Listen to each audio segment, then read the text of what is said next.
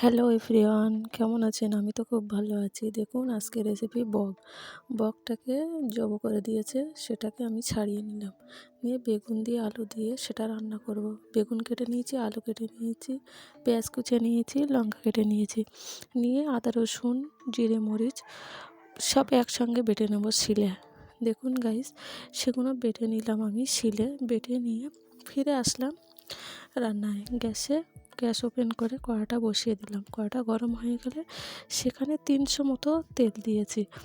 দিয়ে আমি সেখানে পেঁয়াজ কাটা দিয়েছি, কাঁচা লঙ্কা কেটে দিয়েছি।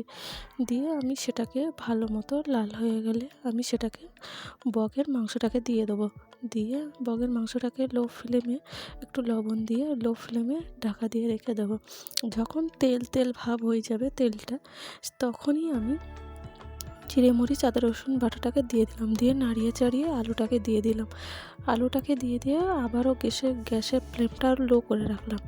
রেখে তারপর লঙ্কা গুঁড়ো হলুদ গুঁড়ো দিয়ে দেব। দিয়ে আমি সেগুলো নাড়িয়ে চাড়িয়ে একটু পানি দিয়ে দেব। পানি দিয়ে পানিটা ফুটে উঠলে তখনই বেগুনটা দিয়ে দেব। দিয়ে আমি ঢাকা দিয়ে রেখে দেবো।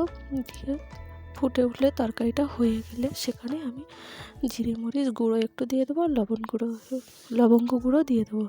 দিয়ে সেটাকে নামিয়ে নেব।